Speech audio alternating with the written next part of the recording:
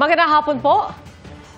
Bistado ng PIDEA ang itatayo raw na Shabu Laboratory sa isang bahay sa exclusive subdivision sa Las Piñas. 5 ang arestado kabilang ang 2 Chino at 1 Taiwanese. Nakatutok si John Consulta, exclusive. Pagkatanggap ng senyas, sinalakay ng Philippine Drug Enforcement Agency o PIDEA ang target na bahay sa isang exclusive subdivision sa Las Piñas.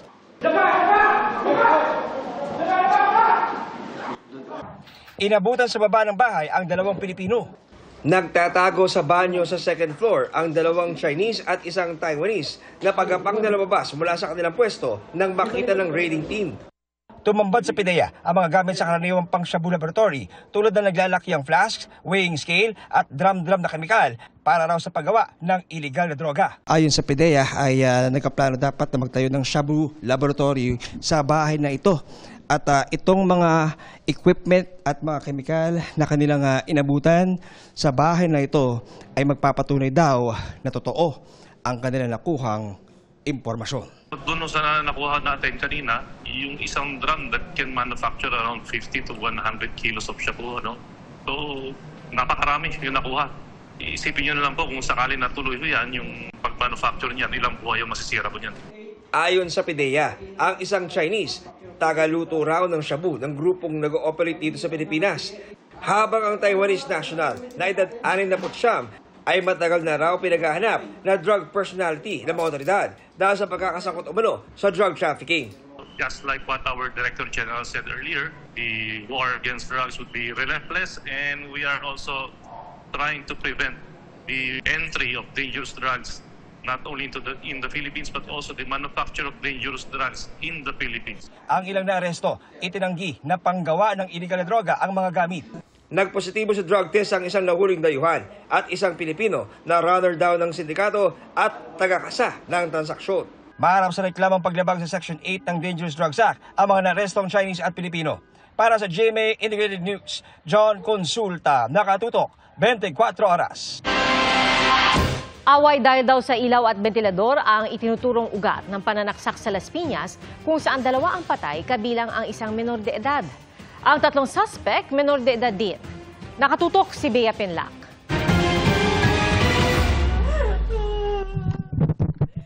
Mamamataman yung gumawa ng na. Bakit anak pa naman?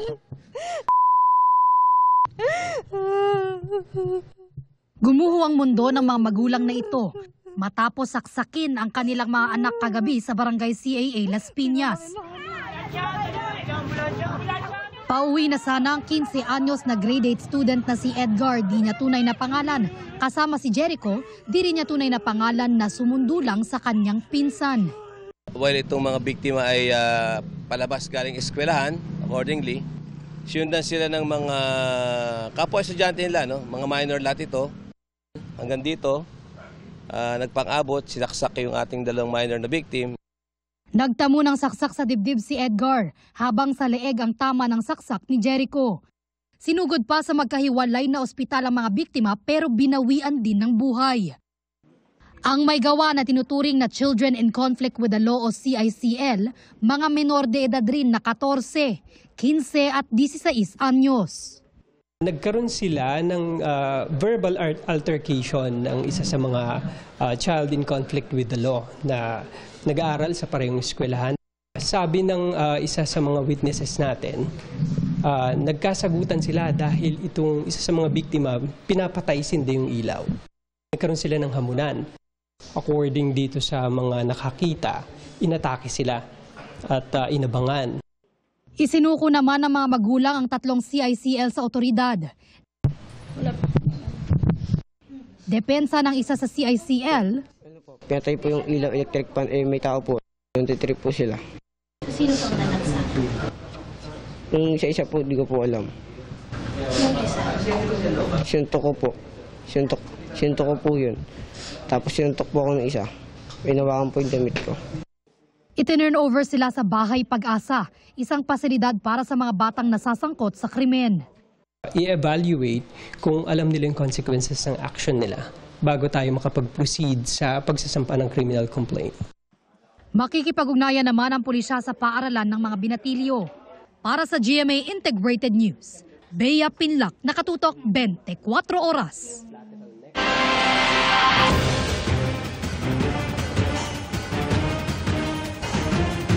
Sumagot si Davao de Oro gubernatorial candidate Ruel Peter Gonzaga sa show cause order ng COMELEC kaugnay sa mga pahayag niya tungkol sa pakikipagsiping. Anya, 2 sa 3 insidente nangyari noong April 1, 2024 at February 5, 2025. Yan ay bago pa man daw maipatupad nitong February 27, 2025 ang COMELEC Resolution 11116 na nagsasabing election offense ang bullying at labeling. Sinabi rin niyang spliced o putol ang video tungkol sa ikatlong insidente.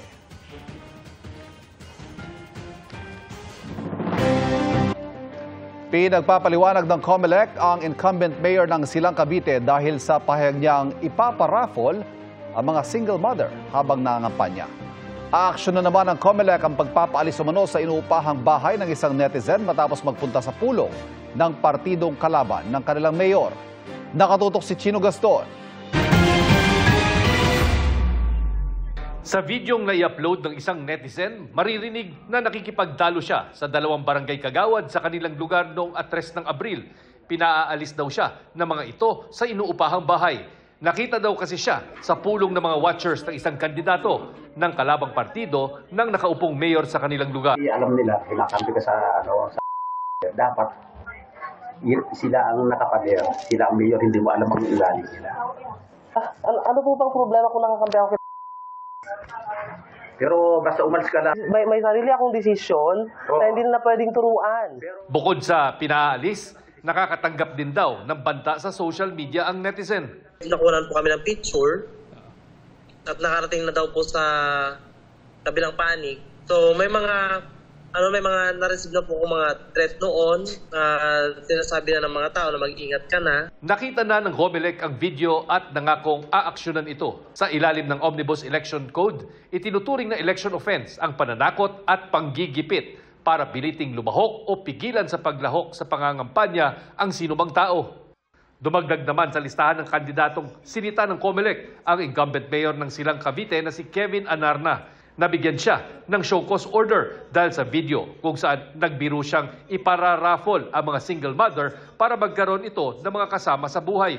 Ang gagawin natin, lahat ng balong lalaki tsaka lahat ng balong babae, iraraffle na lang natin yan, ha? Pinapasagot ng COMELEC si Anarna kung bakit hindi siya dapat kasuhan ng election offense o petition for disqualification. Modelo ka eh, idolo ka ng lahat, pinamamarisan ka ng lahat. Yung sinasabi nila napaka-iksi kasi ang atensyon ng tao, kaya kinakailangan mag-joke ka. Karoon ka ng mga campaign jingle na medyo may pagkabastos o double meaning. Hindi ko pong maubos maisip yon. Sinusubukan pa ng GMA News na makuha ang panig ni Anarna. Para sa GMA Integrated News, Chino Gaston, Nakatutok, 24 Oras. Pasintabi po mga kapuso, isang improvised pana ang tumusok sa kanang mata ng isang pusa sa Bacolod City.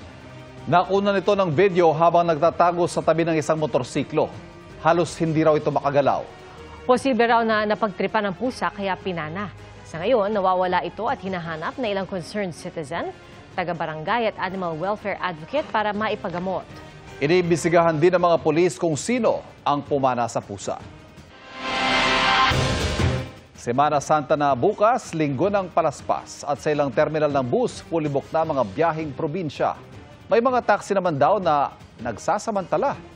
Mula sa Parañaque Integrated Terminal Exchange, Nakatutok live, Darlene Kai. Darlene. Ivan, marami na yung mga pasahero dito sa PTEX. Sa ticket booth na kinatatayuan ko ngayon, hindi nawawala yung pila. Yung ilang pasahero nakasalampak na sa sahig. Stranded na rin yung ibang pasahero dito dahil fully booked na ang ilang biyahe pa Bicol. Meron pa kaming ilang pasahero na nakausap na nakaranas na ng budol o nakontrata yung ibang taxi. Maagang penitensya ang naranasan ng magkasintahang OFW na sina Grace at Jelly. Mula airport, dumiretso sila sa Parañaque Integrated Terminal Exchange o PTEX para umuwi sa Nabua, Camarines Sur. Pero sa airport pa lang, pakiramdam nila ay na-scam na sila. Sabi niya, 1,300 hanggang PTEX. Sa kapaguran lang namin, gusto namin makapagpahinga, binero na namin. Nagulat ako kasi mahal Ang mahal naman, malapit lang naman dito, di ba? Binigyan sila ng resibo pero putol ang pangalan ng operator at kumpanya. Sinusubukan pa namin kunin ang panig ng operator ng taxi. Sa PTEX, fully booked na ang mga biyahe kaya wala na silang nabiling tiket. Umabot sa 165,000 ang mga pasahero kahapon sa PTEX. Sumubok sila sa mga bus terminal sa Pasay pero punuan na rin. Sinubukan na naman daw silang kontratahin ng taxi roon. May nakakausap naman kaming taxi, Pasay Terminal, Cubao, 900. Sabi noon, nung makita namin doon sa Pasay na wala na, hindi na kami tumuloy sa baka wala rin o useless din yung punta namin doon. Nakakuha naman na sila ng tiket sa pagbalik nila sa PTEX kaninang umaga. Inaasahan ng pamunuan ng PTEX ang dagsa ng pasahero ngayong weekend. Posibleng umabot sa 2.2 milyon ng mga pasahero sa PTEX hanggang Easter Sunday. Kaya mahigpit ang seguridad dito sa terminal. Inaasahan natin yan today hanggang tomorrow. Tapos Monday, bahagyang medyo konti ng konti yan. And then, papalo ulit ng Holy Wednesday at Holy Thursday. May naka-standby naman daw na dagdag na bus units. Sa NAIA Terminal 3, hindi pa ganoon karami ang pasahero. Inaasahan ng New NAIA Infrastructure Corporation o NNIC na ngayong Semana Santa ay mas mataas ng 14% ang mga pasahero kumpara noong isang taon. Nakahanda naman daw silang i-accommodate ang aabot sa 157,000 na pasahero kada araw. Maluwag pa rin kanina ang Northport Passenger Terminal. Inaasahang bukas pa magsisimulang dumami ang mga tao sa pantalan.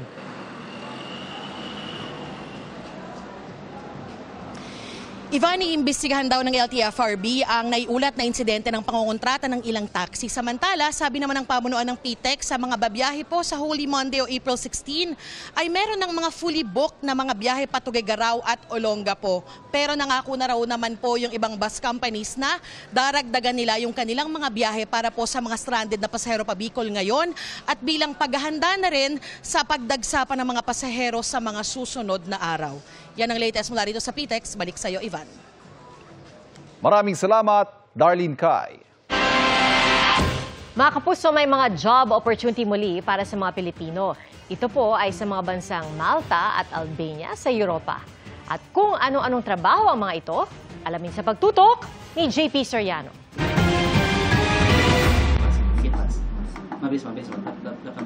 Isa ang pagbibigay ng Global Standard CPR o yung Cardiopulmonary Resuscitation sa mga unang itinuturo sa mga nag-aaral ng kursong caregiving sa isang TESDA-accredited school na ito sa Quezon City.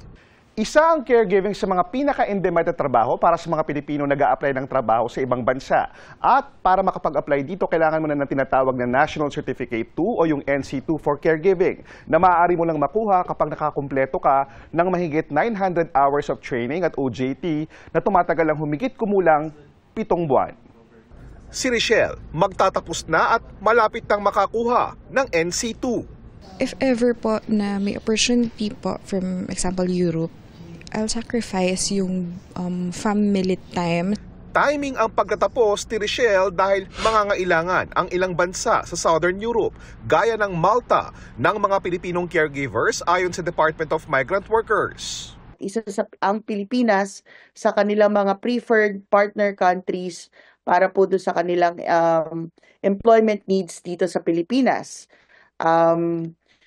They are also looking forward to having a not only a bilateral labor agreement, but hopefully a special hiring program under a government-to-government G2G na framework para po sa mga care workers. Ang minimum na sahod para sa mga caregivers sa Malta aabot sa 1,000 euros kada buwan o mahigit 64,000 pesos. Kapag isinama pa ang government bonuses at overtime, pwedeng umabot ng 3,500 euros o mahigit 200,000 pesos ang maximum na sahod at benepisyo kada buwan. Kailangan din sa Malta ng ibang uri ng skills kung saan Pilipino rin ang priority. Ang bansang Albania, kausap na rin ng DMW dahil mangangailangan din doon ng libu-libong manggagawa at mga Pilipino. They need around 20,000 workers for their hospitality and all the sectors for foreign workers. Paalala ng DMW kapag government-to-government din ang a-applyan, diretso sa DMW ang pag-a-apply at wala dapat placement fee. Kung may partner recruitment agency naman, sa mga lehitimong recruitment agency lang mag-a-apply na makikita sa listahan ng DMW website. Para sa GMA Integrated News, ako po si JP Soriano, nakatutok 24 oras.